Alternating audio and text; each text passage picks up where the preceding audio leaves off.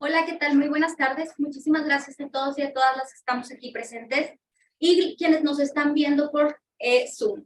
El día de hoy, pues, quisiera dar la bienvenida a la asistencia de este grandioso panel. Estamos muy felices de tenerlas a todos aquí con nosotros y muy agradecidas de su presencia y su gran ponencia. Hoy es la penúltima sesión de nuestro diplomado y me permitiré leer una breve semblanza de quien estará moderando el día de hoy el panel. Carolina López. Es licenciada en Derecho, egresada de la Universidad de Sonora, abogada litigante con experiencia en materia de Derecho Administrativo. Es cofundadora de Sin Fronteras, Hermosillo AC y autora de diversas publicaciones. Bienvenidas y bienvenidos. Bueno, nuevamente bienvenidas y bienvenidos a este panel interdisciplinario de reflexiones y aprendizajes de mujeres en la búsqueda de igualdad e inclusión. A continuación, daré lectura a las semblanzas para conocer un poco de la admirable trayectoria de nuestras ponentes que nos acompañan el día de hoy, a quienes les agradecemos infinitamente su participación. Primero nos acompaña la regidora Güera Limón, actualmente regidora del Ayuntamiento de León, Guanajuato, psicóloga con experiencia en desarrollo e intervención comunitaria y cuenta con una amplia experiencia en coordinación de proyectos con enfoque feminista y de derechos humanos. Es experta en procesos comunitarios y colectivos, apasionada del trabajo en equipo. Actualmente se encuentra cursando su grado de maestra en Administración y Políticas Públicas con enfoque de gestión política en la Universidad Virtual del Estado de Guanajuato, así como el taller de acompañamiento psicoterapéutico para personas trans y no binarias por Musas de Metal AC y el Diplomado Nacional de Formación de Nuevos Liderazgos de la Diversidad Sexual, Movimiento Igualitario. Cuenta con diversos talleres y diplomados relacionados en la defensa de los derechos humanos, formación política y empoderamiento de la mujer. También nos acompaña la maestra Ivette Fátima Mecot Rivera. Es secretaria ejecutiva del Sistema de Protección Integral de Niñas, Niños y Adolescentes de Nuevo León, profesora de la Facultad de Derecho y Criminología de la Universidad Autónoma de Nuevo León, con nombramiento de profesor ordinario, doctoranda en el programa de doctorado en estudios interdisciplinarios de género y políticas de igualdad en la Universidad de Salamanca, España. Dentro de la aplicación de su conocimiento se encuentran las áreas de protección jurídica infantil, género e igualdad, violencia de género, derechos humanos en el ámbito familiar y derecho familiar. Ha sido disertante en congresos nacionales e internacionales en materia de protección a la infancia y cuenta con una serie de artículos publicados a lo largo de su trayectoria profesional. Asimismo, nos acompaña la regidora Ana Eugenia Rodríguez Valdés, regidora del Ayuntamiento del Gobierno del Municipio de Monterrey, Nuevo León, licenciada en Comunicación en la Universidad Regiomontana y técnica en producción de medios audiovisuales, por el Sistema Educativo de Talento. Después de más de 10 años de trabajar en distintos medios de comunicación locales y nacionales, desarrollando contenidos de moda, imagen y lujo enfocados a un público meta específico, decide crear la plataforma de medios de contenidos diversos LGBT News Monterrey. A través de este medio se propuso abordar por primera vez la cercanía entre personajes de la escena cultural, deportiva, artística y política con la comunidad diversa. A raíz de esta nueva etapa de su carrera como comunicóloga, se incrementa también su participación dentro del activismo a favor del movimiento por la defensa de los derechos y necesidades de la población LGBT, utilizando dicha plataforma para lograr gestorías que promovieran apoyos directos a los sectores más vulnerados de este sector de la ciudadanía. Fue entonces, y mediante el contacto que ya tenía mediante trabajos previos de comunicación con el entonces diputado local por el Distrito 4, el licenciado Luis Donaldo Colosio Riojas, que se integra a su equipo de trabajo, primero en el área de prensa y comunicación y después como coordinadora de la Casa Enlace, logrando más de 1000 gestorías para la ciudadanía, que así lo solicitó durante el periodo que ella estuvo en esa función. Y también tenemos con nosotras, a la doctora Mirna Elia García Barrera. Es doctora en Derecho, egresada de la Facultad de Derecho y Criminología, con mención cum laude en julio de 2005, siendo la primera doctora mujer egresada de dicho doctorado. Cuenta con maestría en Derecho Fiscal, obteniendo mención honorífica en noviembre de 1998. En sus estudios de licenciatura en Derecho de la propia Facultad de Derecho y Criminología de la Universidad Autónoma de Nuevo León, obtuvo el tercer lugar de la generación en el periodo de 1974 a 1978. Es catedrática de la propia Facultad de Derecho y Criminología de la Universidad Autónoma de Nuevo León desde 1990, con reconocimiento por 30 años de brillante y destacada trayectoria académica y universitaria. Trabajó como maestra emérita de la Universidad de Monterrey, catedrática desde 1995. Impartió clases en el Tecnológico de Monterrey de 2000 a 2005 y de 2010 al 2011. También en la Universidad Regiomontana 2004 a 2010.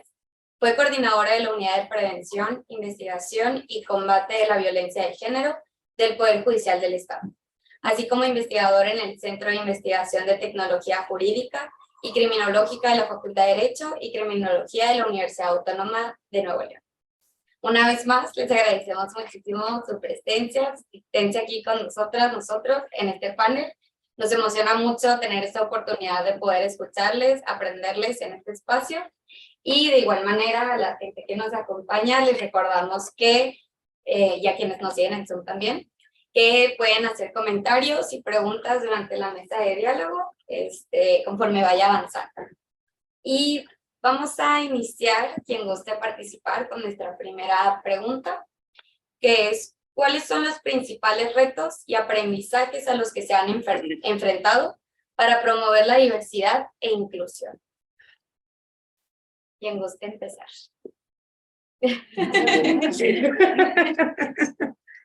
Bueno, yo sí tengo aquí mi acordeón. Luego se me van olvidando las cosas, pero bueno, creo que es importante, 2, 3 líneas. Bueno, cuando hablamos de los principales retos y los aprendizajes, hablamos de que justamente todo lo que implica el ser una persona LGBT dentro de un espacio de toma de decisiones, pues es ya un reto en sí, ¿no? Además, no es cualquier persona LGBT, ¿no?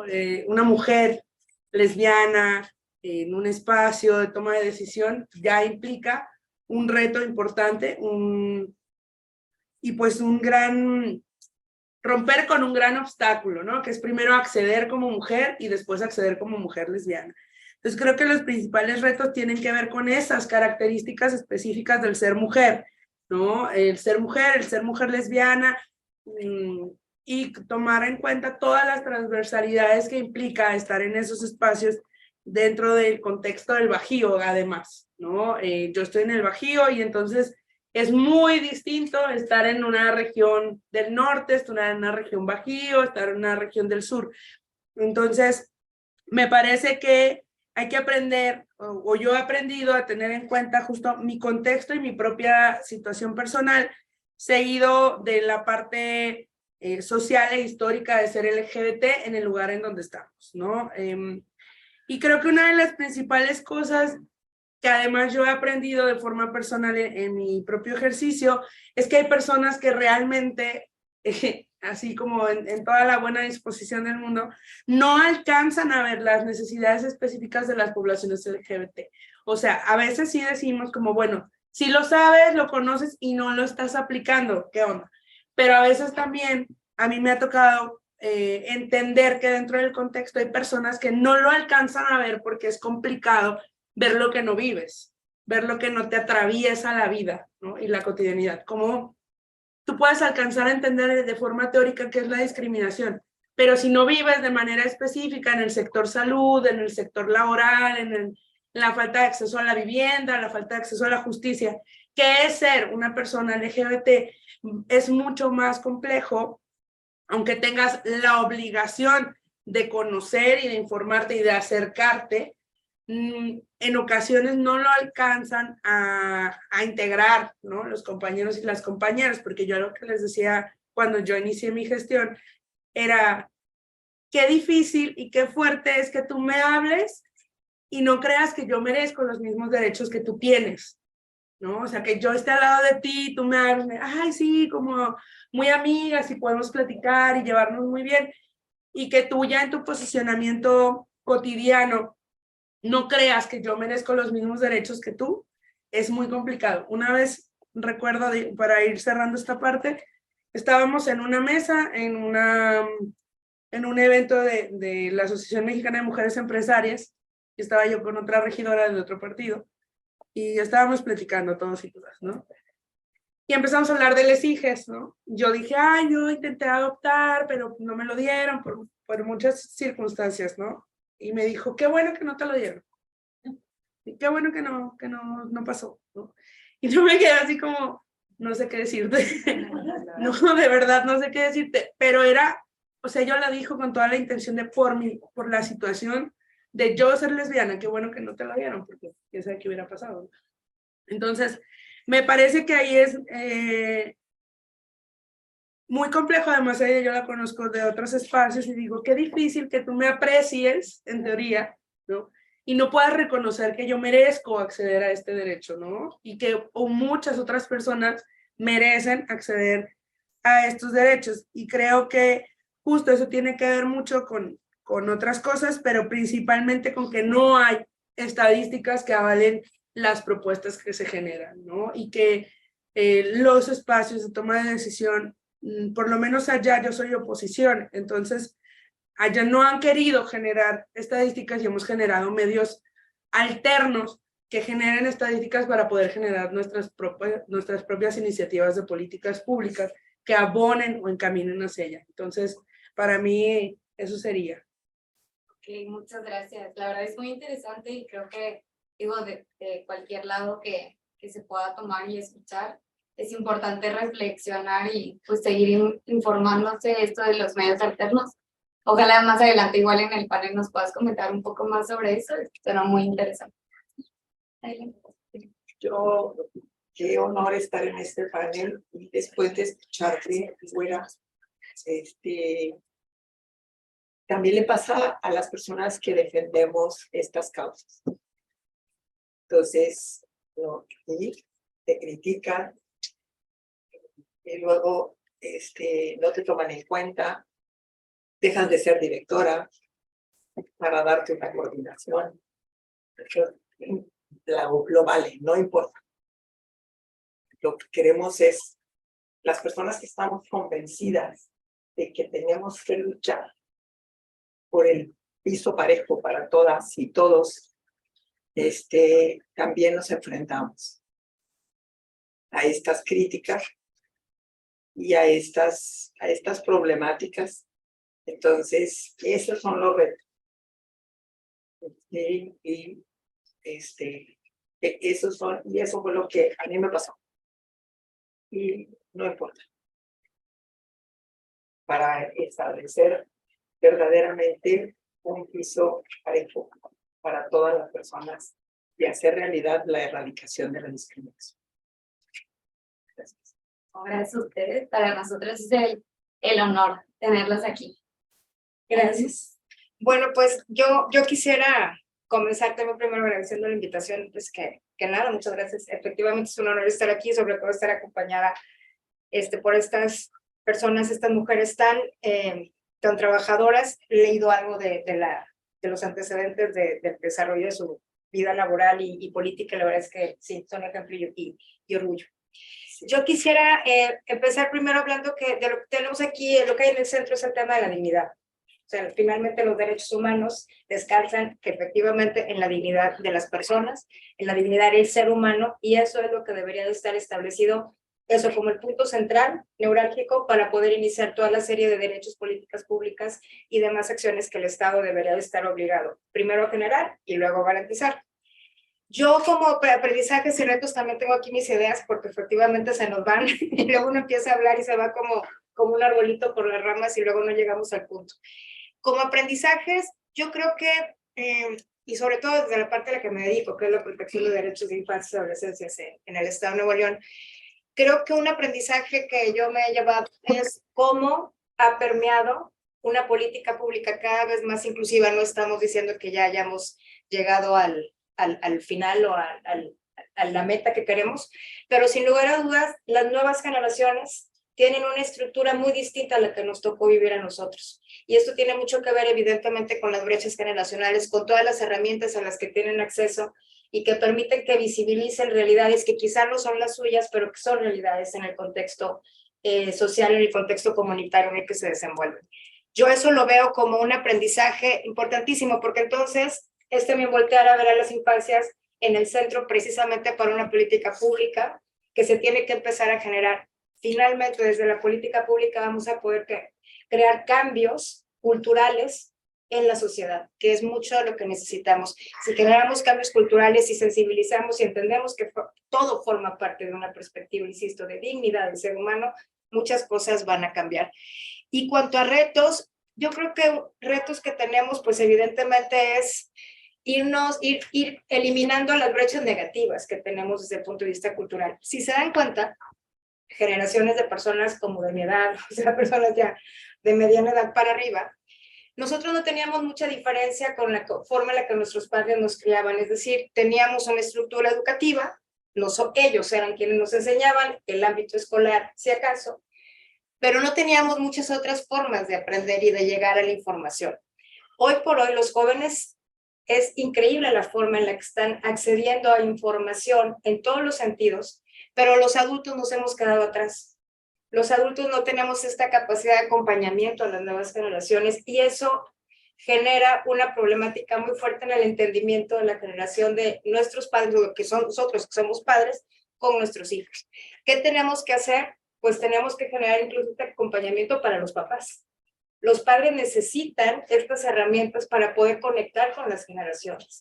Es muy importante que trabajemos en ellos, porque si no trabajamos en ellos vamos a seguir generando este encono entre unos y otros y en esta falta de coordinación y de entendimiento en cuanto a la parte sobre que a mí me parece importantísimo, que es la parte de la crianza.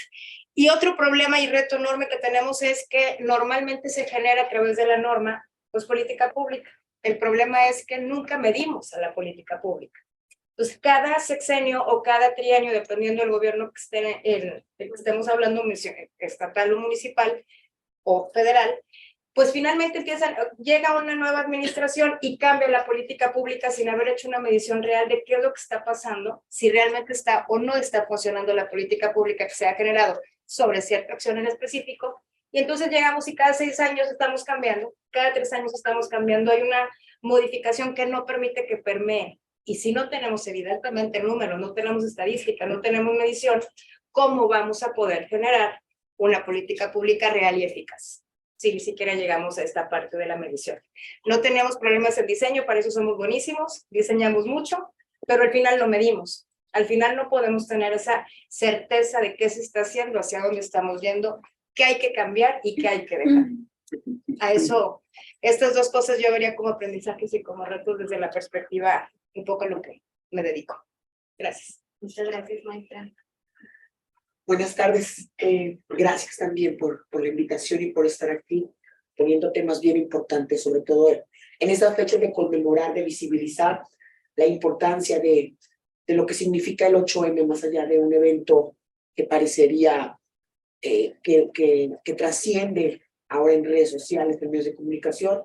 Pues el origen es una lucha, ¿no? A favor de los derechos que no tenían las mujeres en el momento que empezó el movimiento, y que esto es como algo que tenemos que tener claro, ¿no? Entenderlo es que no ha sucedido.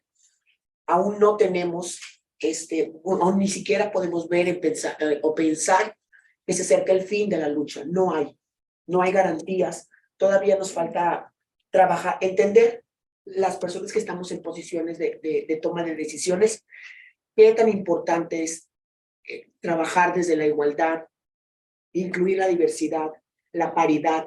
Todas estas palabras que hoy parecieron estar muy de moda tienen que tener un sustento, un porqué y un cómo vamos a avanzar.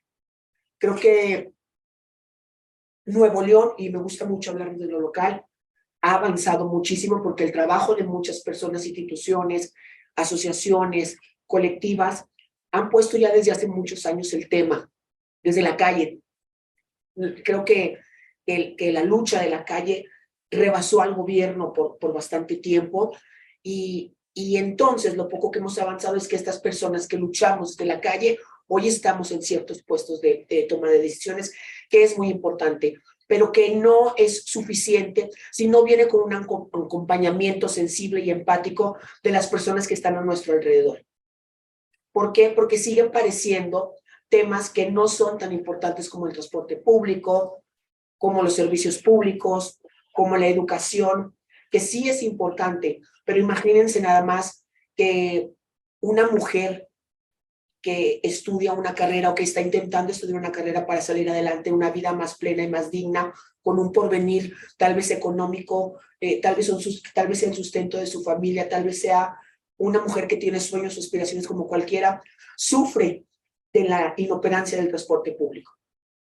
Sufre o vive esta mala calidad que tenemos en los servicios públicos de servicios. Vive constantemente atravesando vialidades que no están diseñadas para las mujeres que emprenden, que trabajan, que estudian, y aparte somos discriminadas. Y aparte no tenemos una paridad total. Y aparte no hay equidad, no hay responsabilidad. Entonces estos temas deben de dejar de ser considerados temas menores.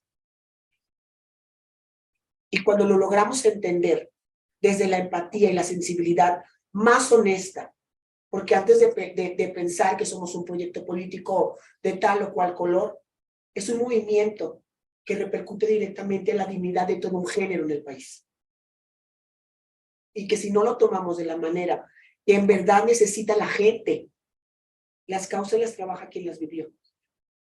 Y las demás personas deberíamos entonces pensar cómo va a ser este acompañamiento para seguir impulsando la lucha de un movimiento que no parece tener fin. Para mí eso sería lo más importante en objetivos, en cómo poner el tema en la mesa, es esto. Reconocer que no se ha logrado todavía ni siquiera alcanzar un mínimo de dignidad para las mujeres en Nuevo León. Y no nada más en la política, en todos los puestos. Los salarios siguen siendo, no se alcanza todavía una igualdad. Los servicios médicos tampoco, incluso en el municipio de Monterrey, las mujeres no pueden afiliar a sus esposos a la clínica municipal y los hombres a sus esposas sí. O esposos. O esposas también. Y entonces cuando se sube el tema a la mesa, es que no tenemos presupuesto para hacer esto, porque históricamente nunca se preocupó por sacar o lograr un presupuesto que cubra esta necesidad. Y ahora que hablamos de paridad y que hablamos de igualdad, tendríamos que buscar un milagro para que nos dé ese presupuesto que no existió nunca en las realidades de las personas que ocupaban los puestos antes que llegáramos nosotros, las personas que podemos entender un poco más de las necesidades de la igualdad. Creo que si empezamos con el reconocimiento, vamos a avanzar todavía más. Esto. Muchas gracias, muy importante, la verdad, todo eso. Y de hecho, creo que nuestra siguiente pregunta tiene que ver con esto. ¿Cuáles son las buenas prácticas para promover el bienestar desde la diversidad e inclusión? Me permite para darle seguimiento. Claro. El activismo es muy bueno, pero si no está acompañado de litigio estratégico, no llega al resultado.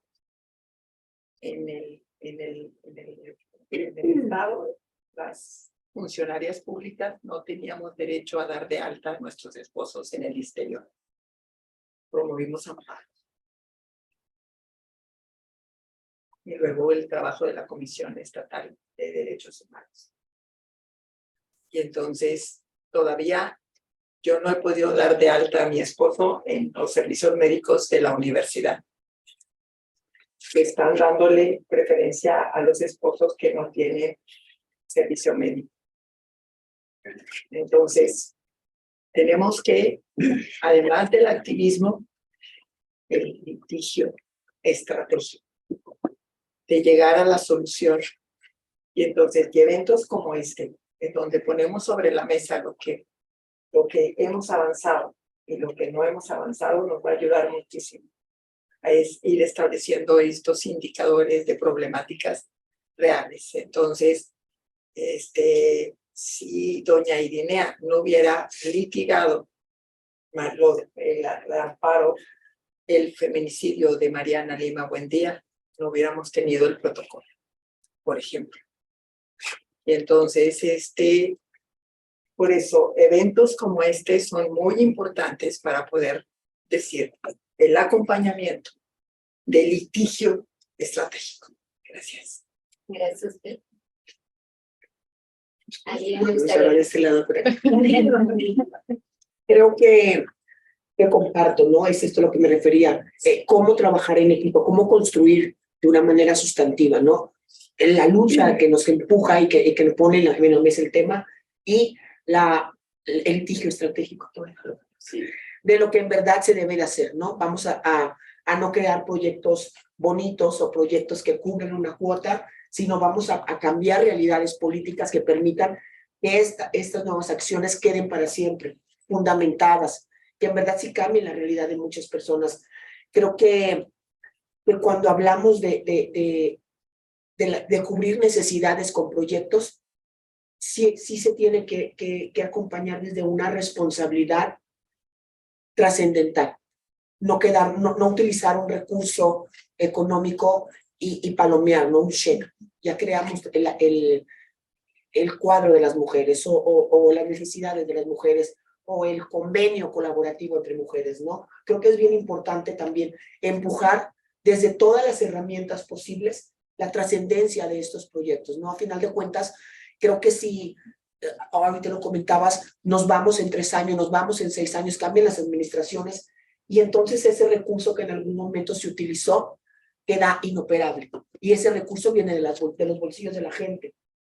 Entonces, si no aprendemos a construir, y suena como una palabra, aprendemos a construir, es como una amenaza o obligatoriedad o desde una posición agresiva, pero tiene que ser así. Imagínense cuántas vidas ha costado esto. Entonces, no puede ser de una buena intención cambiar la realidad desde la dignidad. Las mejoras que necesitan las mujeres en Monterrey, al menos, las que viven y transitan por Monterrey, porque Monterrey es una ciudad metropolitana.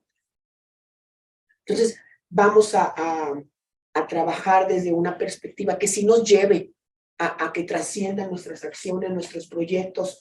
El mundo no cambia como las intenciones, ya está demostrado. O sea, no hay que invertir ni capital, ni humano, ni económico en demostrar que el mundo cambia como las intenciones o con proyectos que parezcan, ¿no? Es esta simulación que tanto ha afectado a los gobiernos, no solo en la Unión, históricamente en México, ¿no? Caer en simulaciones cuesta también, y a la larga cuesta más porque sigue existiendo esta problemática. Entonces, que si avanzamos desde una responsabilidad y colaborativa entre todas las personas involucradas en todos los puestos, porque todos pueden sumar, todo puede reforzar. La lucha de las mujeres sí es una lucha de las mujeres y debe de ser protagonizada por mujeres y debe de ser llevada a la mesa con decisiones por mujeres. Pero creo que la empatía de los hombres está ahí, en aceptar esta realidad de decir, ustedes tienen otras necesidades que tal vez ellos tengan de otra forma, no quitarlos a un lado, no queremos que se quede el mundo sin hombres, queremos un mundo más igualitario y entonces entenderla desde la parte sensible, acompáñenos a trabajar nuestras realidades, nuestras necesidades y es entonces cuando van a funcionar las políticas públicas que sí cambien la historia de lo que sucede en Nuevo León, en México y en el mundo. No, muy interesante, muchas gracias. Bueno, pues sí, vamos entonces ahora. Ya que vamos a seguir. Bueno, pues volviendo un poco a lo que hablábamos y siguiendo también la línea discursiva de las maestras, si hablamos de dignidad, hablamos de derechos. Si hablamos de derechos, estamos hablando de obligaciones por parte de alguien con respecto al derecho per se, a la facultad de exigir de otro. Entonces aquí, si hablamos de una perspectiva de derechos, entonces ya sabemos que no es potestativo, no es un tema de quiero o no quiero hacer o crear. Es un tema de exigencia por parte de aquel que tiene la facultad y el derecho, la prerrogativa de exigirle al otro, haz o no hagas o abstente para que yo pueda disfrutar mis derechos. En esa perspectiva creo que voy a hacer un poquito la analogía de lo que está sucediendo con el tema de la política pública, en particular de las mujeres, que por supuesto la política pública con buenas intenciones no va. Este es un tema de instrumentalización, y la instrumentalización tiene que ver precisamente con la norma, tiene que ver con la implementación, tiene que ver con dejar establecido una perspectiva de una obligación del Estado independientemente de quién se encuentre. Y eso, pues hay que generarlo a través de los mecanismos y las vías. Esta analogía que quiero hacer es un poco, claro, y perdón que se voy a llevar evidentemente mucho el tema hacia el tema de infancia, porque aparte de que sea lo que me dedico, finalmente creo que también ahí vamos a encontrar muchas respuestas para cómo debemos de ir modificando y cambiando el aspecto cultural, y no solo cultural, también jurídico del país y en estos temas en particular. Fíjense, el tema de la infancia, desde el 89 se firmó la convención y se crearon evidentemente las leyes, o sea, que la Convención del Derecho del Niño, en el año 2001, la primera vez que se reguló en materia de protección de derechos en el Estado mexicano, y así hemos ido, es decir, tenemos ya 30 y tantos años con esta firma de convenio. Y todavía es fecha, en 2023, que tenemos que hablar de que los niños tienen derechos. O sea, todavía no nos ha quedado claro que las infancias y adolescencias son autónomas y son titulares de derechos. Y tenemos una estructura ya, sí, claro, se ha trabajado, se ha ganado, hemos avanzado en la perspectiva de derechos, pero no hemos llegado a este telos que la norma nos quiere dar, que es las infancias tienen derechos autónomos. Un poco pasa también con el tema de los derechos de las mujeres y del derecho de la diversidad de los colectivos. Están ahí, sabemos que existen, ha habido avance, pero no hemos podido alcanzar la perspectiva de la garantía de estos derechos. Ya, yo creo que la discusión de si tienen o no tienen, si tenemos o no tenemos, esa ya la pasamos hace mucho. Lo que no hemos podido es generar estos espacios o mecanismos interinstitucionales para poder generar la idea, la lógica de la transversalización de derechos. ¿Qué veo yo como una de las situaciones que se deberían de poder mejorar o que van a tener una incidencia directa a ir mejorando o ir adelantando pasos para la garantía? Es esta colaboración interinstitucional con la perspectiva de transversalización de derechos. Si no visibilizamos que a todos nos toca, a todos, sociedad civil, y ojo, estoy hablando de sociedad civil, estoy hablando de poder ejecutivo, poder judicial, las diferentes unidades administrativas, gobierno estatal, municipal, federal. Si no tenemos claro en un papel, en una estructura y vemos hasta dónde le corresponde y cuáles son las obligaciones y facultades, atribuciones que tienen cada uno de nosotros, siempre vamos a seguir aventando la bolita a otros. Creo que es muy importante primero visibilizar, a través de la visibilización pueden empezar estos mecanismos de acción, porque lo que no se ve, no se trabaja. Hay que primero poner en el centro, hay que establecer cuáles son las necesidades, cuáles son las facultades, cuáles son las obligaciones que tenemos como, en el caso que estamos ahorita, quienes estamos en gobierno, pero también la corresponsabilidad social en este sentido. Yo pondría también en el centro como uno de los elementos más importantes el tema educativo. Para mí el tema educativo es vital, vital en las infancias, en las adolescencias, porque finalmente, decía ahorita la doctora, la pobreza tiene cara de mujer. Yo les voy a decir una cosa, acaba de salir un artículo, excelente, por cierto, que recomiendo mucho, que habla de los indicadores de derechos. Fíjense, la pobreza en general en el Estado mexicano es de 41.9%, en general para los adultos. En cambio, niñas y niños de 0 a 17 años tienen un 50.3%, sufren de pobreza. Es decir, los niños tienen más posibilidades de ser pobres simplemente por ser niños, porque claro, no tienen acceso. Ellos no pueden satisfacer sus necesidades, y si a eso le sumamos que no tenemos una lógica perspectiva de inclusión y una política pública real, pues la cosa se complica. Ahora imagínense a una niña indígena, a lo mejor de la comunidad que pueda ser transexual, que pueda ser lesbiana. Imagínense ustedes toda esta transversalidad que son bloques y bloques y bloques que le impiden poder acercarse a las mismas oportunidades que otros. Y eso es precisamente lo que debemos de estar trabajando, que es la perspectiva de la discriminación positiva, los positive actions. Necesitamos generar mecanismos que nivelen. Y nivelar no significa que va a ser igual, porque todos vamos a seguir avanzando en una desigualdad. Necesitamos trabajar en perspectivas de equidad, en la lógica que voy a tener que darle a uno forzosamente y al otro no, para que lleguemos a este nivel. No estamos ahí. Se supone que una de las características o una característica esencial de las acciones positivas es que sean muy temporales. Ya tenemos muchos años con acciones positivas y culturalmente no hemos avanzado. Entonces, por eso no hemos podido eliminarlas. Necesitamos seguir generando acciones específicas para un grupo porque no hemos podido alcanzar. ¿Dónde está el reto? Yo creo, en mi perspectiva, que mucho del reto está, por supuesto, en voluntades políticas, pero creo que mucho está en es que sí tengo que volver a la infancia, porque creo que en las infancias tenemos mucho de lo que vamos a generar en los futuros años. Sí, yo quiero abonar, me parece como súper enriquecedora la plática, escucharlas. Me encantan los espacios de mujeres que construyen de todas las formas posibles. Creo que esta parte de la transversalidad es muy importante. Por ejemplo, por lo menos León es un espacio de mucho movimiento migrante y mucho movimiento migrante LGBT. Y entonces, obviamente, cuando hablamos de personas migrantes, ¿no? Por ejemplo, atención al migrante, pues nunca pensamos en atención al migrante LGBT, ¿no? Y tenemos los espacios de apoyo al migrante, pero salen totalmente de esta perspectiva. Entonces, a mí me parece que una buena práctica es ampliar el universo de la generación de las políticas públicas. O sea, hacer esta parte de una visión mucho más amplia, ¿no? Generar oportunidades más amplias de inclusión para todas las personas, evidentemente reconociendo sus características específicas, realizando justo acciones afirmativas para acortar justo la brecha. Y me parece que ahí es algo, se genera a través de esta parte muy importante, no solo de reconocer la transversalidad, sino de reconocer y abrir la comunicación intergeneracional, ¿no? A mí me parece que es fundamental abrir la comunicación intergeneracional, uno, para no estar perdiendo el tiempo en lo que ya no funciona, y otro, para aprender a reconocer la historia que traemos como mujeres diversas, llámese en toda la expresión, ¿no?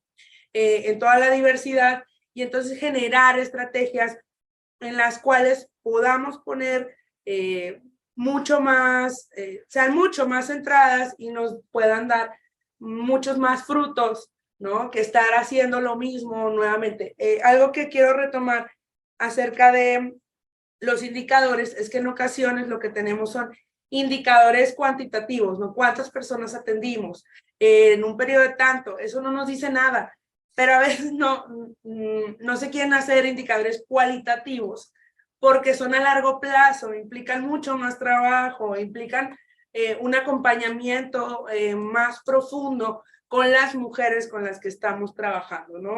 Hablando de esta brecha de mujeres y de acceso a derechos humanos de las mujeres diversas.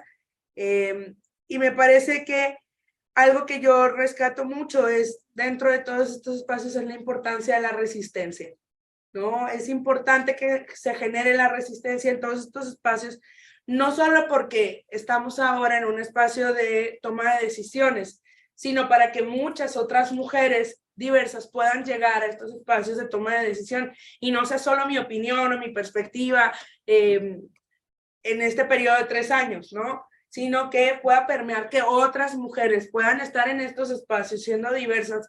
Yo les decía, qué magnífico sería que el día de mañana una mujer migrante, afro, LGBT, pudiera estar en este espacio, ¿no? Una mujer con discapacidad, una mujer, sí, de pueblos originarios, ¿no?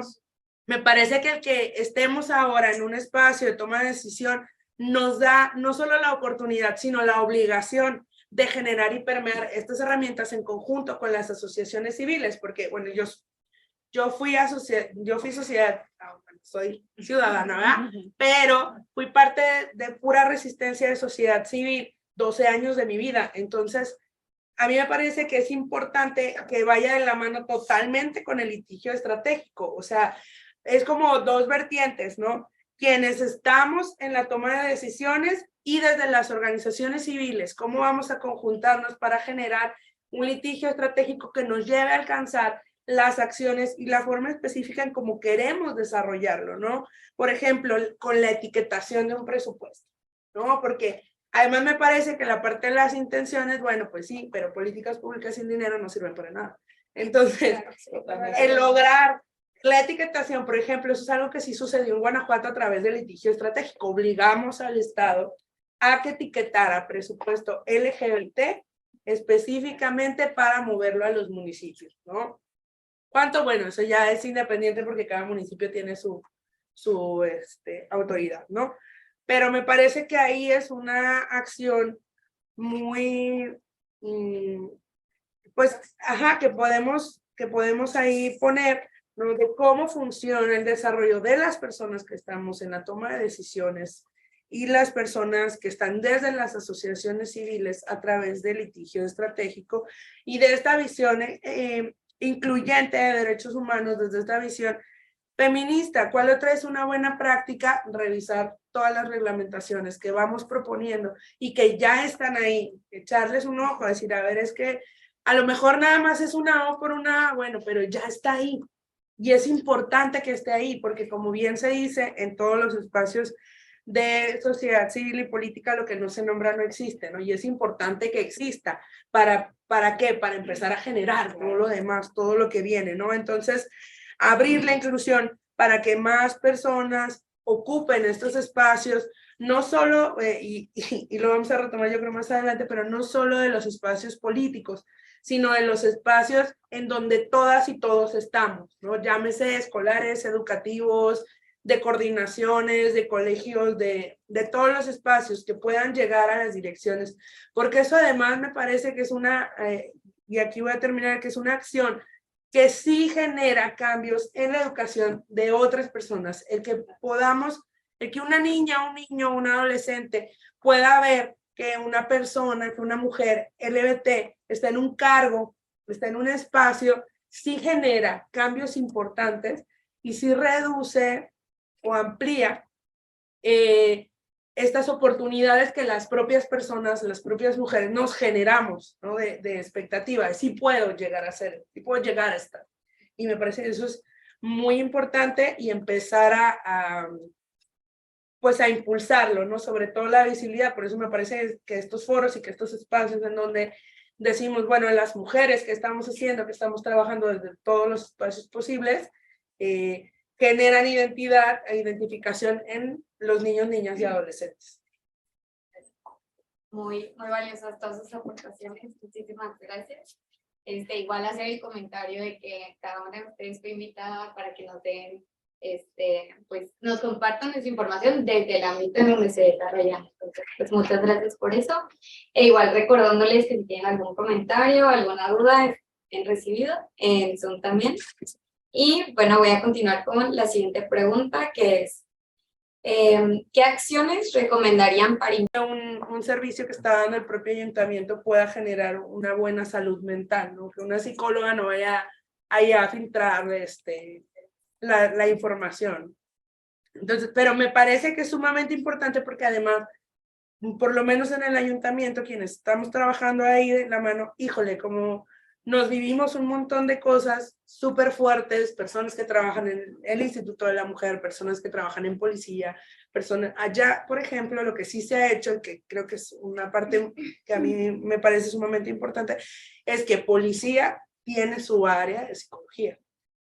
¿Por qué? Pues porque en el día a día, la verdad es que sí se ven situaciones complejas que te afectan en lo cotidiano. Y si tú no tienes una salud mental buena, pues puedes hablar de que llegas a tener una atención deficiente para con las poblaciones, ¿no? O sea, si tú no estás bien, si tú no has resuelto tus temas, tus cosas y todo aquello que te causa enojo, frustración, etcétera, poco puedes hacer hacia afuera, ¿no? Entonces me parece que es muy importante generar convenios, generar acompañamientos, generar esta situación incluso del sentimiento, ¿no? De poder acompañar los procesos, no solo de los centros de trabajo, sino de las personas que se acercan a ti, ¿no? Hasta que llega al término, ¿no? Algo que yo he hecho desde la regiduría, por ejemplo, es que tengo una línea de WhatsApp específicamente para llevar todas las atenciones, ¿no? ¿Y qué hacemos? Desde el paso 1 que llega y nos dice, oye, necesito esto, hasta el paso 100, donde ya le dijeron que no y por qué no, y lo vamos a volver a meter, ¿no? Ah, bueno, entonces hay que hablarle al director.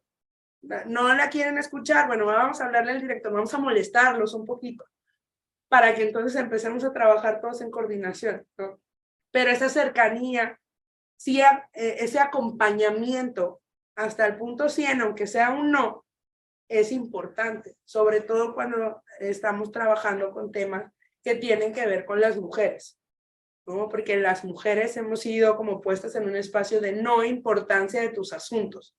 Llámese el asunto que sea, no importa cuál, ninguno importa. Entonces, me parece fundamental y que es una práctica y que es una acción que sí podemos generar desde los espacios donde estemos, ¿no? Muchas gracias. Adelante, Bueno, pues, híjole, el tema de la salud mental en los centros de trabajo es vital, importantísimo. Estudiado está lo que es el burnout y el cómo las personas que trabajan precisamente con situaciones complicadas, complejas, pues tienen también obligadamente que tener una atención también psicológica. Yo creo que en particular, por ejemplo, en el tema de quienes trabajan en maltrato infantil o quienes están trabajando el día a día con acciones de exclusión, porque también las infancias, por supuesto que también hay infancias trans, hay infancias que no están siendo entendidas y adaptadas a sus necesidades y no se están generando en muchas áreas estos mecanismos, pues son personas que tienen una afectación muy específica y necesitan ese acompañamiento psicológico, particularmente en, digo, lo que a mí me toca en la parte de mi oficina. Por ejemplo, yo siempre le digo a quienes están conmigo, todos aquí tenemos familia y nuestra familia es nuestra máxima prioridad. Si no estamos bien con el tema familiar, si no tenemos una tranquilidad de saber que podemos ir al festival del hijo, que podemos acompañarlos si se enferma, si no tenemos esa tranquilidad, tampoco vamos a tener una tranquilidad laboral y evidentemente todo se va a ver desde una perspectiva ahí un tanto compleja y yo creo que dar esta tranquilidad, este acompañamiento para todas las madres y padres que están trabajando en todos los centros de trabajo, creo que es vital para que se desarrolle de mejor manera. Creo que necesitan, por supuesto, un tema de necesitamos todos capacitación. Yo estoy totalmente de acuerdo. No digamos nunca suficiente, porque aparte de que siempre hay algo que aprender, toda capacitación nos da alguna información y siempre la información es vital y es poder para todas nosotras. Creo que el tema específico de las capacitaciones van en función de que también hay mucha movilidad de personal. Entonces, no siempre estamos los mismos. Aunque estemos trabajando en una institución, el hecho de que haya más personas y que luego la información que llega permee a su comunidad, permee a sus redes de apoyo, vamos generando y de esta manera se va generando un nuevo mecanismo cultural comunitario. Yo de verdad sí creo que la capacitación constante, aunada a la sensibilización de las problemáticas sociales, permiten que los servidores públicos, hablando en este caso de quien está trabajando desde la lógica de gobierno, creo que los servidores públicos, lo primero que tenemos que tener claro, incluso como comunidades que también son personas. Luego a veces pensamos en el servidor público como que está ahí como si fuera una maquinita, pero también es una persona. Esa persona que está ahí también forma parte de la comunidad, también tiene problemas, también tiene hijos, también tiene enfermedades. Las personas que están en el servicio público también necesitan una atención integral por parte del mismo Estado. ¿Cómo vamos a poder comprometernos con la salvaguarda, el apoyo y el acompañamiento de la comunidad si el mismo servidor público no tiene ese acompañamiento por parte del Estado? Entonces creo que también esa parte hay que decirla, hay que ponerla en el centro porque, claro, también son personas con sus propias problemáticas. Yo lo diría así. Parto de una premisa parecida. Llegar a estos puestos a veces nos ponen en situaciones de poco conocimiento en ciertos temas. Y más allá de criminalizar solamente por el hecho de exhibir resistencia, ignorancia, falta de sensibilidad, nos olvidamos de que todos podemos construir realidades desde cualquier espacio. Creo que hoy también amo los talleres y las capacitaciones deben de ser permanentes en la administración pública, al menos hablo desde el área en donde yo trabajo.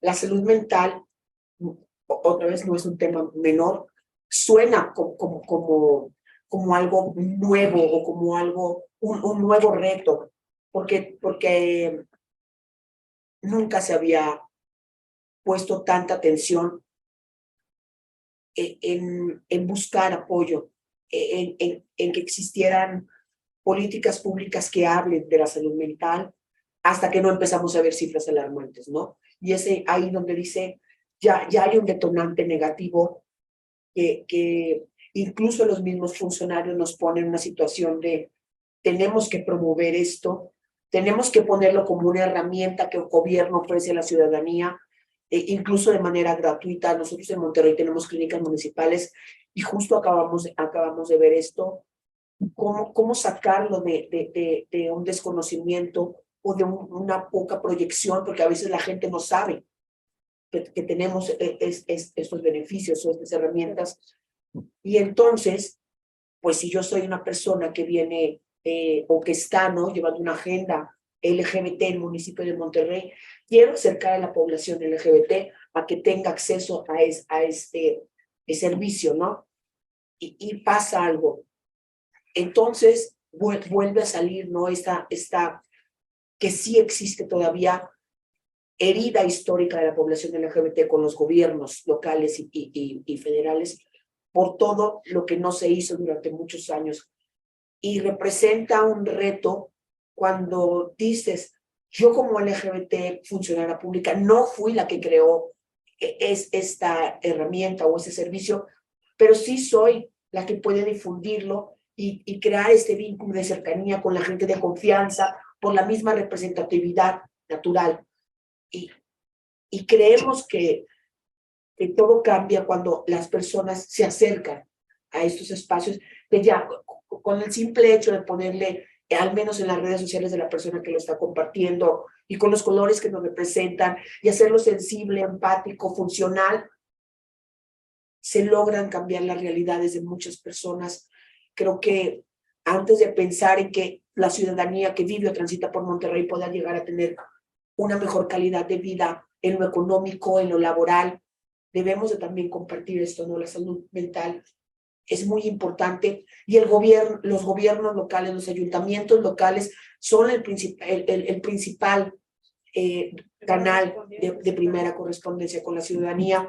Y entonces, si ya tienes una clínica municipal que puede brindar atención de salud general de manera gratuita, también tenemos que promover esto, ¿no? La salud mental gratuita, sensible, con perspectiva de género, al alcance de la gente, ¿no? Vamos a buscar entonces dónde estas clínicas funcionan, operan, para acercar a la gente de alguna manera a este servicio. Creo que si logramos avanzar en reglamentos, en iniciativas, en leyes, pero también en estos servicios de salud integral, salud mental, salud sexual, vamos a lograr crear un gobierno que sí fortalezca las necesidades de la ciudadanía, que no únicamente vayamos por el lado de la economía o que vayamos por el lado de la educación, y repito, también son temas muy importantes porque al final de cuentas las campañas políticas se ganan con dinero y con el apoyo de mucha gente, pero también estar ahí y empezar a ver temas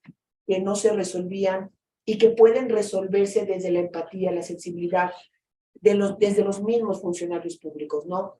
Acercar el tema de salud mental a los funcionarios públicos enriquece todas las capacidades y todas las herramientas que puedan generar en la mesa de trabajo o en la toma de decisiones. Gracias. Gracias a usted. Doctora.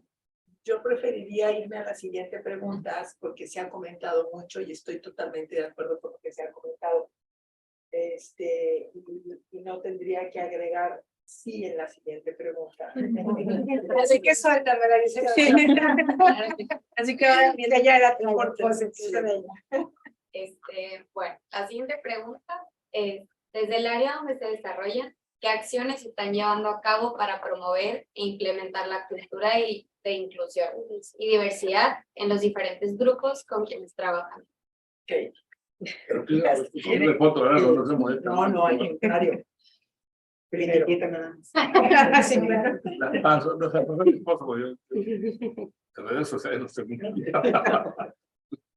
Primero, saben que soy la directora general del Instituto Estatal de las Personas Adultas Mayores. Hay un estudio realizado en la UDEM, parto de esa investigación, en donde las personas que más discriminan son las personas mayores. Se hizo esta investigación y las que se autoidentifican católicas. discriminando a la comunidad LGBT. Fue una investigación donde yo fui sinodal en la Universidad de Monterrey. ¿Qué es lo que hice? Primero capacitar al equipo del IEPA. Entonces necesito reiterar la capacitación porque esto tiene que seguirnos capacitando. Y no sé, quiero comentarles que la ley para prevenir, eliminar la discriminación en el Estado de Nuevo León se reformó el 9 de diciembre del 2022. Y se nos está llegando que en 90 días tenemos obligación, fíjense de qué. Todas las oficinas de los poderes públicos del Estado, de los ayuntamientos, dependencias, entidades estatales y municipales y los organismos autónomos del Estado de Nuevo León deberán de contar como medida de acción integral para señalizar visiblemente, legiblemente y entendiblemente la siguiente leyenda. En este lugar no discriminamos en Nuevo León. Se prohíbe negar, excluir o distinguir el acceso o prestación de servicio a cualquier persona o colectivo social por su origen étnico, nacional, raza, lengua, sexo, género, edad, color de piel, discapacidad, condición jurídica, social o económica, migratoria, identidad indígena, identidad de género, apariencia física, condición de salud, religión, formas de pensar, orientación o preferencia sexual, por tener tatuajes, perforaciones o cualquier otra razón que tenga como propósito impedir el goce y ejercicio de los derechos humanos. Los 90 días se vencen mañana. No he visto ninguno.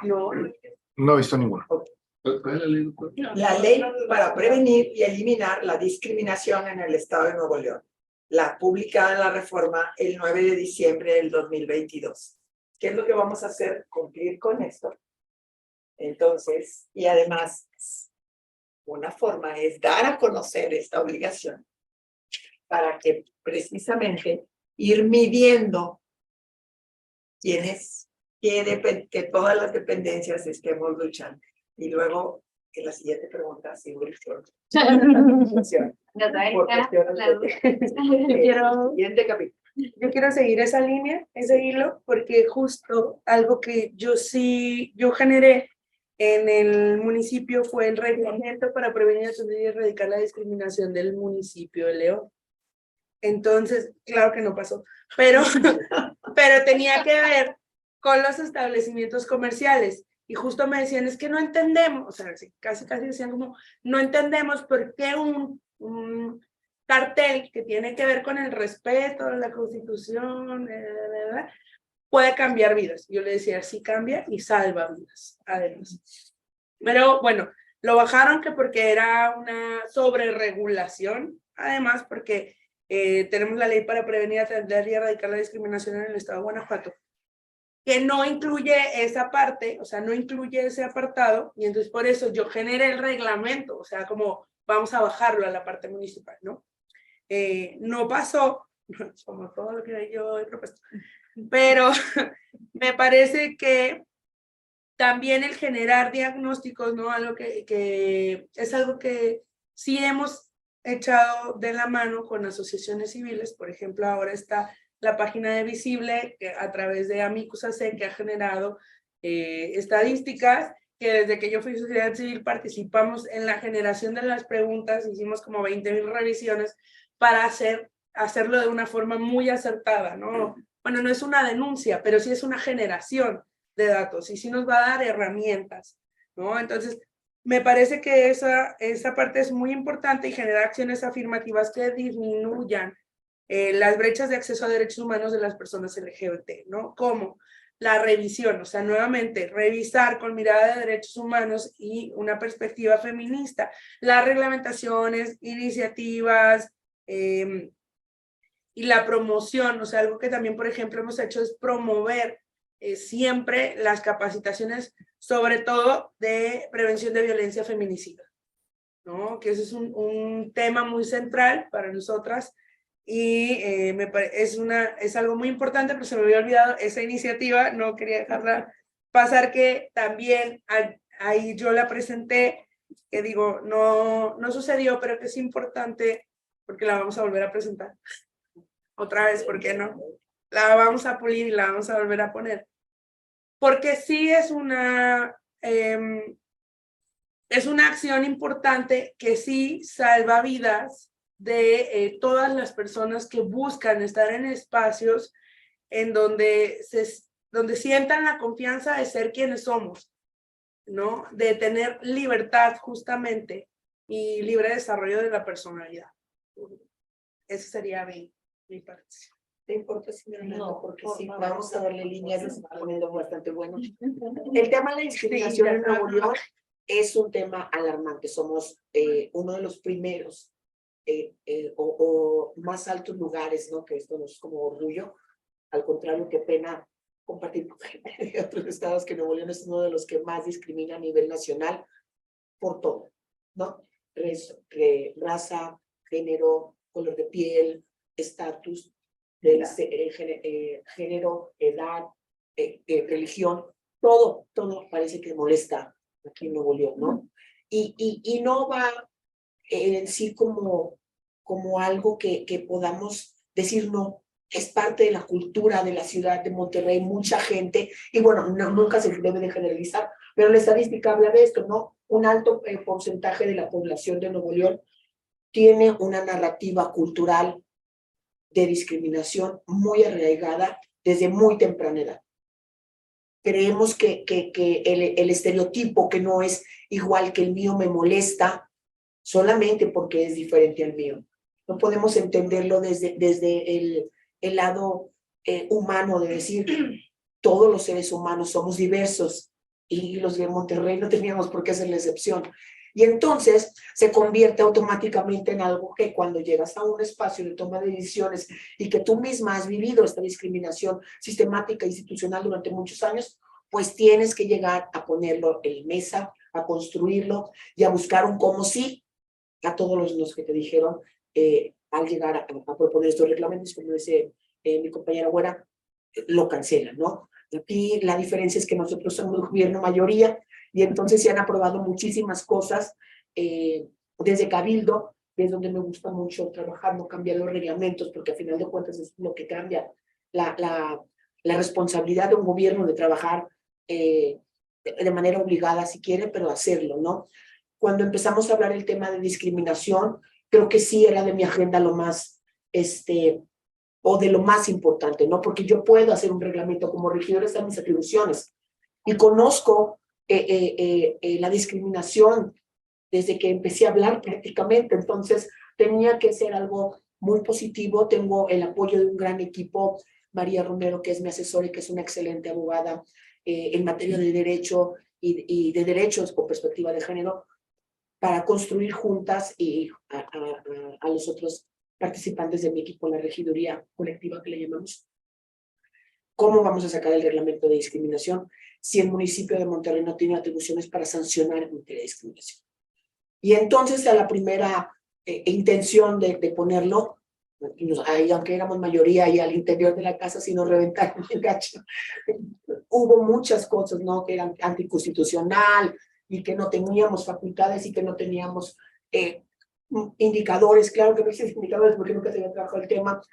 Y entonces fuimos avanzando y trabajando y buscando, ¿no? Cómo fundamentar un reglamento que es necesario sí o sí, que tiene que existir sí o sí. Nos encontramos con la ley estatal para prevenir y eliminar la discriminación en Nuevo León. Desgraciadamente no opera. Se quedó como una buena obra, ¿no? Como una buena intención por poner el tema de discriminación en la mesa, pero no opera porque falta un consejo que regule.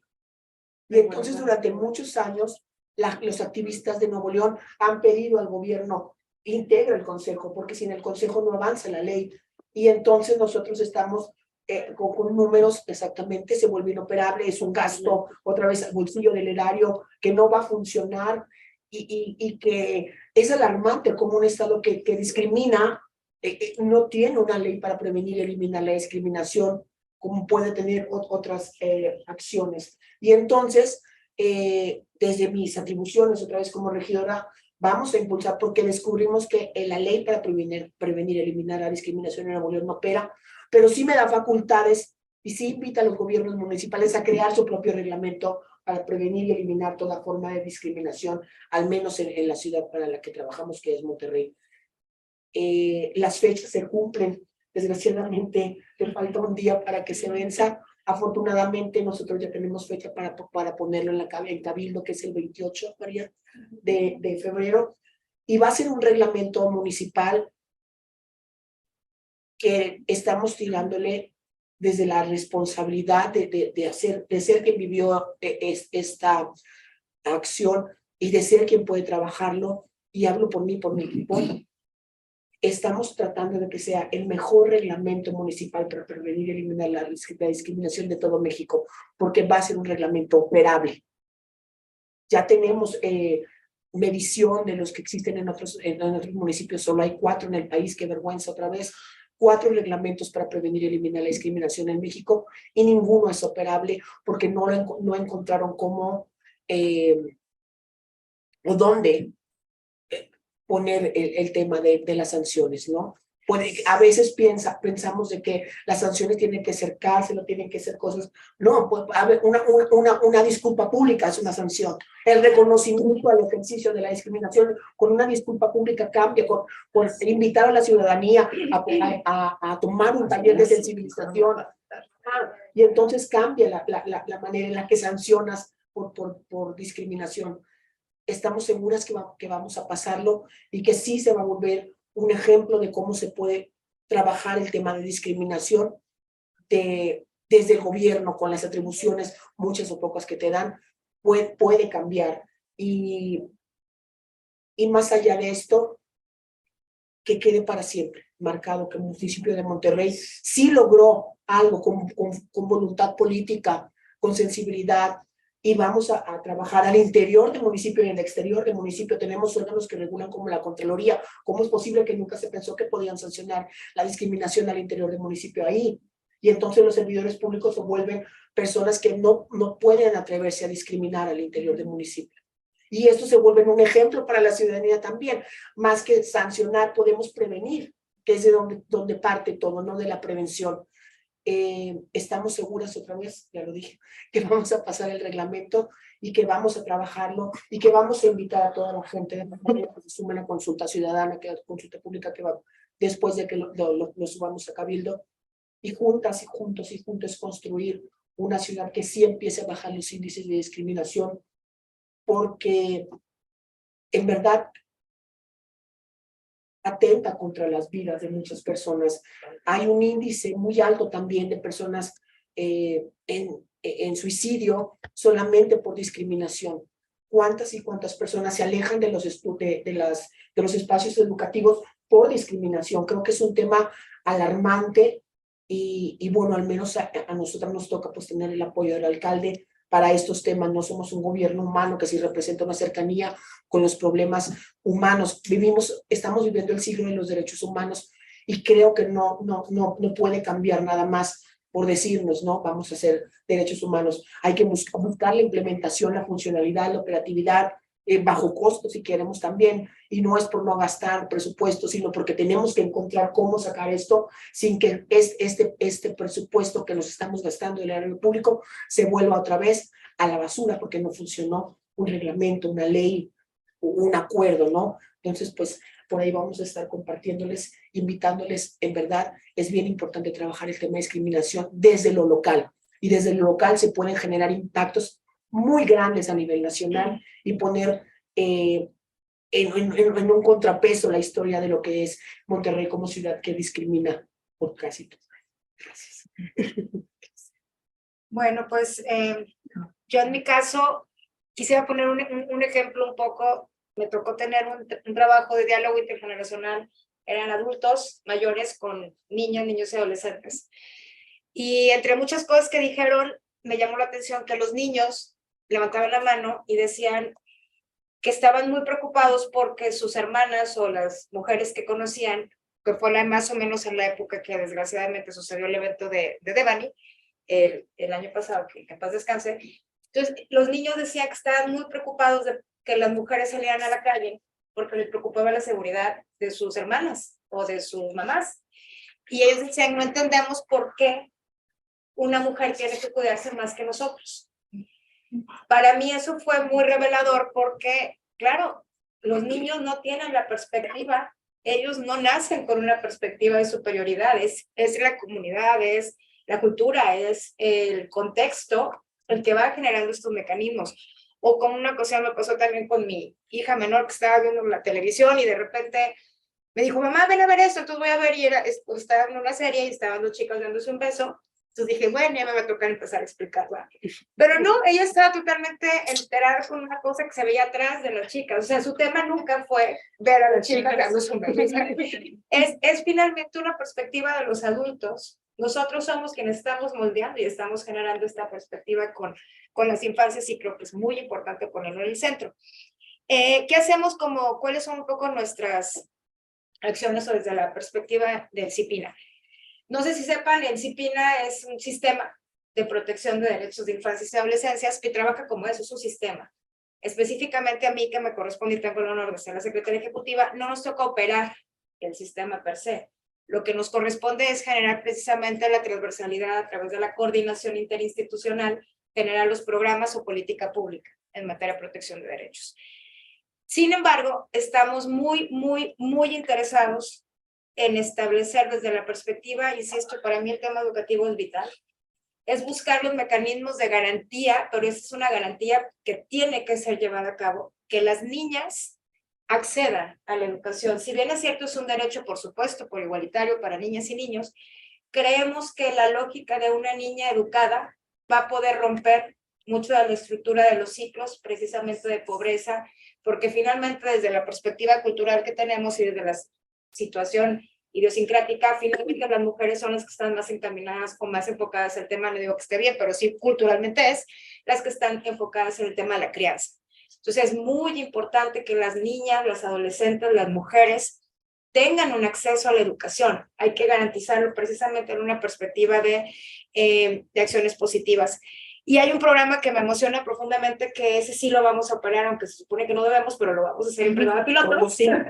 Estamos en el Pensé que ibas a decir en secreto. No. Que vamos a operar en secreto. Fuerte. Lo digo que no lo debemos de operar per se porque no nos corresponde. O sea, es decir, no nos corresponde desde el punto de vista presupuestal. Es un tema interinstitucional, pero vamos a hacerlo piloto, es decir, vamos como a liderar el programa piloto, que es acompañar a las jóvenes adolescentes, pero acompañar a las jóvenes adolescentes embarazadas. Pero es porque el problema de las chicas, de las menores de edad embarazadas, ya sean niñas o adolescentes, pues es una problemática gravísima que tenemos. Pero aquí lo que me interesa mucho es que vamos a trabajar desde la perspectiva de las nuevas masculinidades. Estas chicas tienen pareja. Estas chicas tienen a alguien con quien procrearon a ese bebé que viene en camino. Entonces necesitamos trabajar con ellos. Si bien es cierto que la norma prohíbe y no permite el matrimonio entre menores de edad, cosa que estoy de acuerdo con sus salvedades, yo creo que el exceso tampoco fue bueno, pero no quiero que ningún adolescente se case, pero sí considero que finalmente la seguridad jurídica que da de repente los ámbitos normativos y ya regulados, creo que estamos dejando quizá de lado ciertas protecciones que pudieran tener y a las que no pueden tener acceso. Pero bueno, ese es otro tema que tengo ahí yo me crítica con el tema per se del matrimonio de menores de edad. Pero en específico creo que sí es muy importante trabajar desde la lógica de la inclusión con las nuevas masculinidades. Necesitamos trabajar con los hombres, necesitamos trabajar con la perspectiva del respeto y la coordinación que se tiene que tener y de la corresponsabilidad que se debe de tener en todos los ámbitos familiares. Desde la lógica de la parentalidad como la lógica también de estos modelos que tenemos finalmente ya muy arraigados, arcaicos, pero muy arraigados, de los modelos culturales de cómo se debe de llevar una familia o quién le toca la responsabilidad de lavar los platos y lavar la ropa y a quién tiene que llegar de la casa cansado a que lo atiendan. Entonces, ese tipo de visiones, si no es cultural, o sea, si no lo vemos de una perspectiva cultural y educativa, no lo vamos a poder trabajar y hay que hacerlo desde el acompañamiento a las jóvenes, a las mujeres y a los hombres. Creo que es muy importante no dejarlos de lado y sí necesitan tener una claridad en lo que implica una nueva masculinidad. Y otra cosa en la que también estoy muy orgullosa, se trabajó desde el DIF Capullos, que yo creo que muchos pues, conocen, que es el albergue público, se se trabajó sobre un protocolo para niñas, niños y adolescentes trans. Estuve el gusto de trabajar también con la doctora Mirna, porque es un tema de dignidad, es un tema de atención, es un tema de tratamiento, no en la perspectiva, evidentemente, de una atención psicológica en cuanto a la condición de la diversidad, pero sí en atención al tratamiento que tiene que hacer el Estado en una institución pública respetando derechos desde la dignidad. Entonces, este protocolo que se trabajó en conjunto, de verdad creo que es un avance muy importante porque ya por lo menos hay un lineamiento, ya está estructurada la ruta de cómo tratar con respeto y cómo diferenciar a las personas, diferenciarlas, no discriminarlas, pero sí diferenciarlas en cuanto a la atención específica que deben de tener respetando sus condiciones en particular. Entonces yo creo que estos 3 ejemplos los pongo como cosas que estamos muy contentos y muy contentas de estarlo trabajando desde el gobierno del Estado y en algunos a través de la Secretaría Ejecutiva de Disciplina. Ay, de verdad, es como espectadora, como público, qué honor estarlos escuchando y saber todo lo que se está haciendo y que mujeres tan capaces y tan admirables estén trabajando en esto. De verdad, muchísimas gracias. Antes de terminar, doctora, nos quería contestar la siguiente pregunta, nos dejó con la duda de cómo se vería una educación inclusiva en todos los niveles. Quiero decirles que precisamente por el litigio estratégico, la universidad empezó la Facultad de Derecho a capacitarse y entonces de ahí surge una unidad de aprendizaje, cultura de género, obligatoria para todas las licenciaturas. Pero ahora estamos trabajando para que esa unidad de aprendizaje sea igualdad de género, diversidad e inclusión. Y estamos trabajando en esa modificación. Y además quiero decirles que hoy se inauguró el 2º diplomado de igualdad de género, diversidad e inclusión con la Universidad de Salamanca, España. Ahí tengo la oportunidad de participar en un módulo de estrategias para eliminar la discriminación. Eso es lo que se está dando por la Autónoma de Nuevo León, obligatoriamente.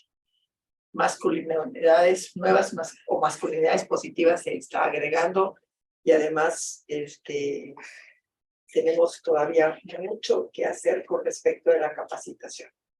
Cada vez que me invitan, muevo la agenda para poder ir a los lugares y hablar, ¿verdad?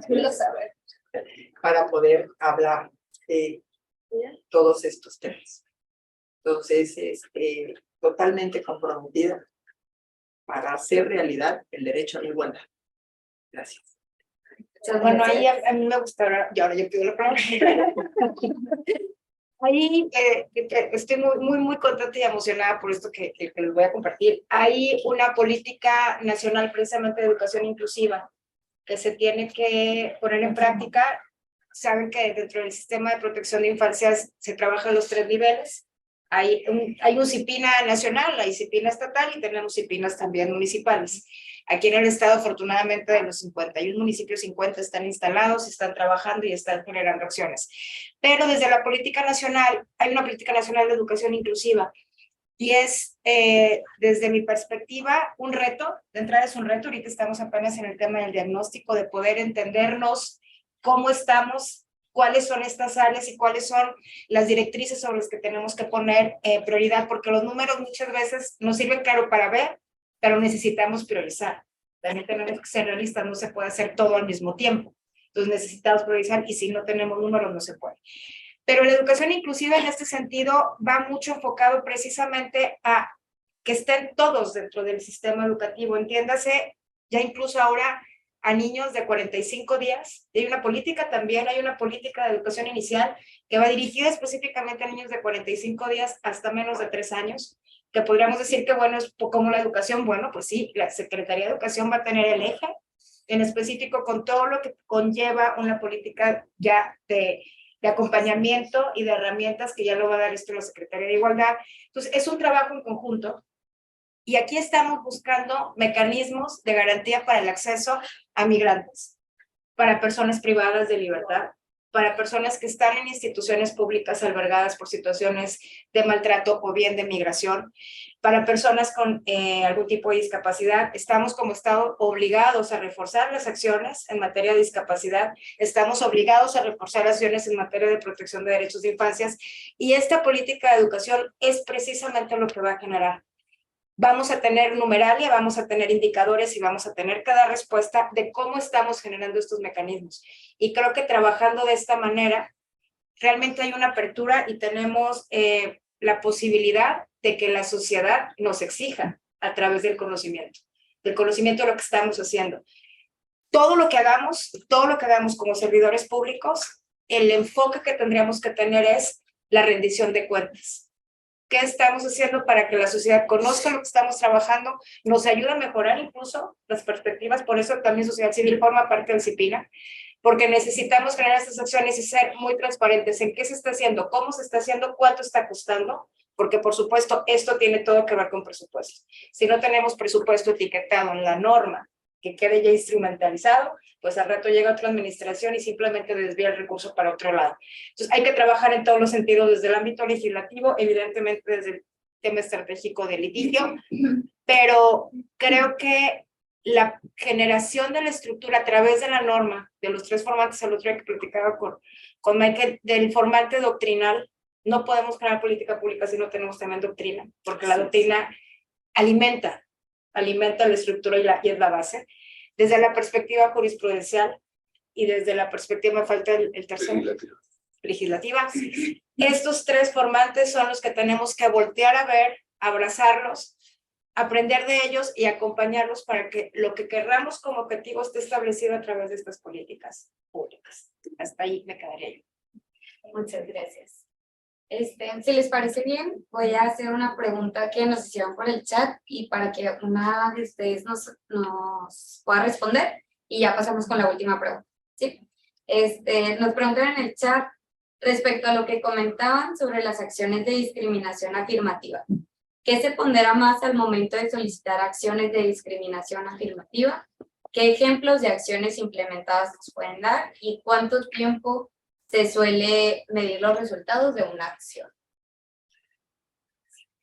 Bueno, lo comenté yo, entonces creo que me va a corresponder. Por favor, no. Como un ejemplo de acciones afirmativas, pues por ejemplo, el hecho de que hay una ley para eliminar la discriminación y la violencia a mujeres en específico, y no tengas una para hombres, bueno, eso es un ejemplo de una acción que directamente va enfocada a mejorar la situación, en este caso de derechos y de dignidad, de acceso y de formación para las mujeres, y solamente está dirigida a ellas. Entonces, esta es una perspectiva de acción afirmativa. Ahora, ¿cuánto tiempo dura? Pues se supone que precisamente eso lo tenemos que medir con base en lo que la sociedad está captando, aprendiendo, y estamos llegando al objetivo del telos de la norma.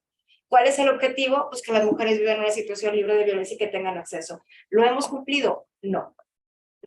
Como no lo hemos cumplido, ahí sí, como no lo hemos podido cumplir, vamos a seguir generando forzosamente más acciones afirmativas hasta que alcancemos este nivel, primero, de equidad para poder llegar a la igualdad. Hasta llegar. Yo quiero dar un ejemplo. Una de las formas más importantes de discriminación es el edadismo, la discriminación por edad. Y entonces estamos trabajando para que se alineen como ciudades amigables conforme los indicadores de la Organización Mundial de la Salud, para que las ciudades sean ciudades amigables para las personas mayores. Entonces, y esto que no sea, que no tenga los vaivenes políticos, sino que sea un acuerdo de cabildo con indicadores, conforme les digo, para poder solucionar espacios físicos sociales, pensando en las personas mayores. Y la política pública es generar un envejecimiento activo y saludable para todas las personas. Y los que van a formar el grupo etario, que ahorita no son personas adultas mayores, pero que pronto, o no tan pronto, pero que van a llegar, que esperemos que lleguen, porque queremos que lleguen, va a haber otras condiciones ahora de ciudades amigables para las personas mayores. Muchas gracias. Ya para finalizar, voy a pasar por la última pregunta. Y dice, Ay, ¿alguna otra pregunta? ¿Alguna otra pregunta que consideren importante abarcar en materia de inclusión? ¿A dónde vamos? ¿Cuáles son los pasos a seguir para avanzar? No es una pregunta, sino ya es como una consideración general y es una invitación, a mi parecer. O sea, y es que pues, es una invitación que desde las miradas de los espacios en donde estamos y desde la cotidianidad, ¿cuál va a ser nuestro compromiso? ¿No?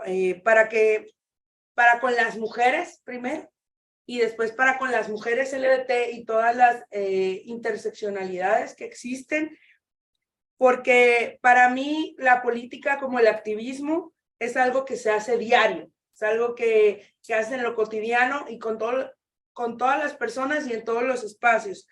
Entonces, todas las áreas son áreas de oportunidad y todos los espacios son espacios en donde se pueden provocar y donde se pueden hacer incidencias de todas las formas posibles. Entonces, para mí es una invitación, pero también una provocación a que cada quien piense de qué forma, cuál es su tarea, cuál es su granito de arena que va a poner, ¿no? Para alcanzar justamente esta disminución en el acceso a los derechos humanos para todas las personas, porque es fundamental que empecemos por generar espacios que sean espacios que no tengan estigma, ¿no? Donde no pensemos que las cosas son o azules o rosas de una forma o de otra, sino que son que se puedan ampliar en esta construcción de diversidad para todas las personas, para todas las mujeres, y que si bien es nuestra tarea como ciudadanía, es nuestra obligación como personas en lugares de toma de decisión. Súper importante, sí. Muchas gracias. Pues respondiéndole un poco a ella, ¿de qué vamos a hacer? Pues bueno, en la lógica, primero como persona, como miembro de la comunidad, como mamá, yo de verdad es que creo que vamos aportando un poco, incluso como familia, en una niña que de repente lo que me pregunta es si estoy a favor o en contra del aborto, que es un tema que para ella es importante, que cuando escucha que le dice el maestro que no puede jugar fútbol porque es niña, porque es para niños, que ya ella siente una situación de indignación. Creo que como familia vamos generando estos cambios. Desde la perspectiva personal, ¿qué vamos haciendo? Pues vamos generando eso. Empezando por lo nuestro, por lo más cercano que tenemos. Insisto, que no se nos olvide que servidores públicos somos personas de la comunidad. Eso tenerlo siempre como claro, porque en la familia empieza finalmente esta estructura.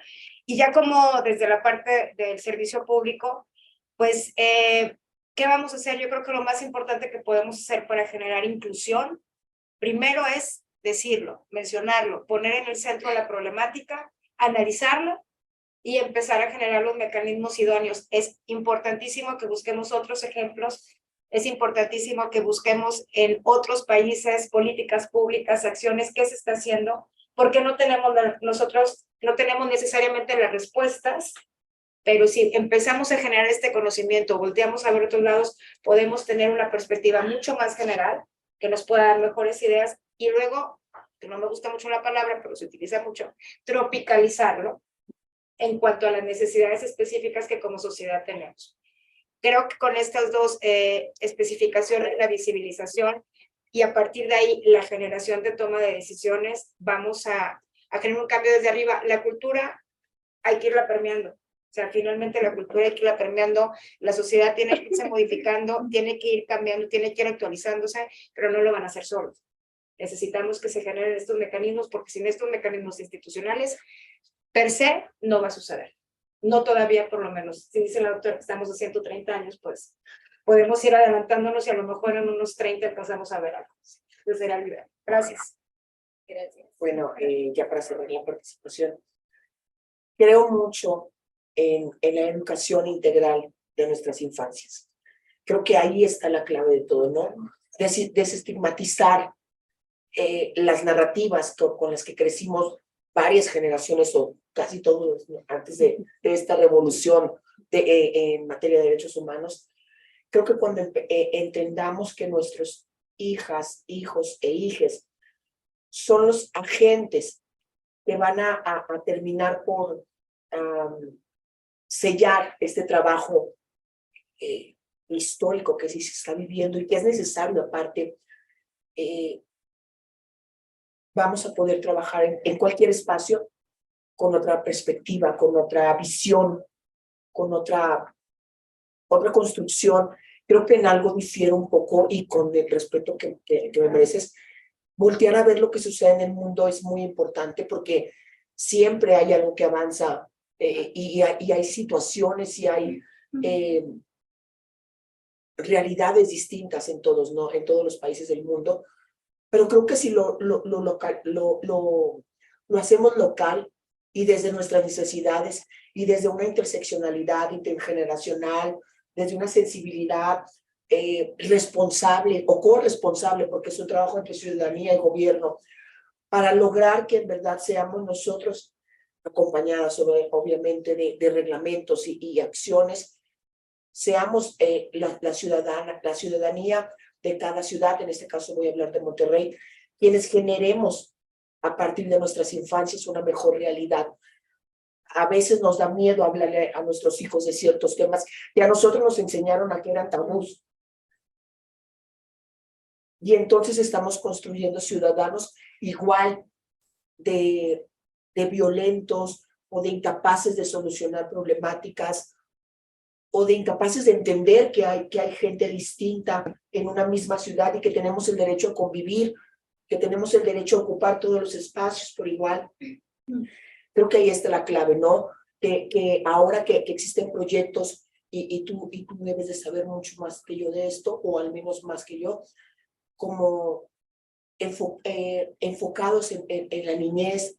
En el municipio tenemos el Consejo de Participación de Infancias, Consejo de la Niñez, que es un muy buen ejemplo de la participación de las infancias y del derecho de decidir qué mundo quieres, en qué mundo quieres vivir, cómo construir desde tan temprana edad, y es a lo que me refiero con intergeneracional. A veces la intergeneracional nos asusta y nos dice, cuando cumples 18 opinas y vas a ser joven para opinar, pero en verdad no, podemos opinar. Creo que empezamos a tomar decisiones desde los 5 años, empezamos a reconocernos desde muy temprana edad, y es entonces cuando este tipo de ejercicios como el Consejo de la Niñez crea estas nuevas narrativas con las que estas infancias van a crecer en un mundo más empático desde lo local, desde la desestigmatización, desde la igualdad, desde el respeto entre iguales. Creo que si Monterrey es una ciudad que ha avanzado en materia de economía, de educación, y somos un referente mundial, aquí sí, mundial, podríamos empezar a pensar que nuestras infancias regias puedan llevar la batuta también en este ámbito, ¿no? De la igualdad, de la equidad, del respeto entre iguales otra vez, porque sí son, no creo que sean el futuro lejano, yo creo que son el presente. Solo hay que saber acompañarlos con una educación responsable. Todo parte de ahí, de la educación que recibimos en casa, antes de incluso ir al colegio o a cualquier escuela, lo que nos enseñan en casa, ¿no?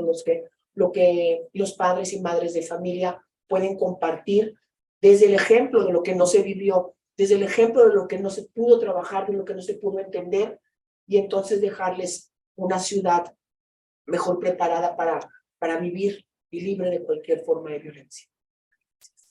Gracias. Como ya me dejaron sin palabras. Y entonces quiero terminar diciéndole que felicito a la Barra Mexicana de Abogados, Capítulo Nuevo León, por este diplomado, por este aprendizaje, por nombrar las cosas con sus nombres, con su problemática, hablar directo y reconocer de nuestro privilegio, porque bueno, somos privilegiados, porque tenemos acceso a eventos como este. Entonces, que tienen que organizar el segundo. Así que muchísimas gracias. Con ello. Gracias.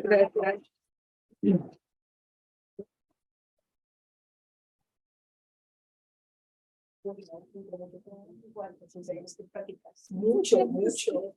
Voy a pasar a darles un reconocimiento, ¿sí? Y agradecerles nuevamente a todas por habernos acompañado.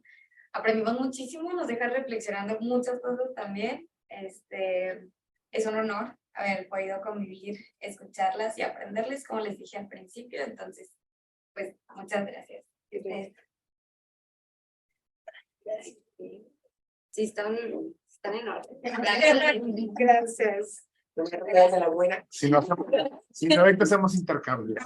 Muchísimas gracias. Bueno, Paula.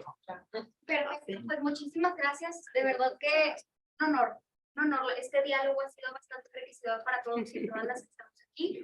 Si quieren para la foto con el diploma, si quieren ustedes, y Mujer. yo les pedí diplomado y también ya no sin recordarles que tenemos el cierre, el de nuestro tercer bloque, el diplomado de Derechos de las Mujeres, la próxima semana, el próximo lunes. Y es otra mesa de diálogo y es otro panel, igual conmemora el Día Internacional de la Mujer. Y les recuerdo también que el día de mañana tenemos nuestro BMA Talks. Viene la licenciada Nadia González y nos va a estar hablando de los permisos laborales para las mujeres. Mañana 5:30 de la tarde. Es un evento 100% gratuito, entonces creo que sigamos platicando de estos temas, ¿verdad? Claro que sí. Adelante, si gustan. Ya está la silla. Ya tenemos presidenta. Luego ustedes buscan la mejor. Las media horas. Sí, claro. Por favor, claro que sí. Mañana precisamente el tema va a ser permisos menstruales, menopausia y lactancia extendida, como parte necesaria para lograr la igualdad. Ahí está. Ahorita se los mando. Gracias. Un aplauso, por favor.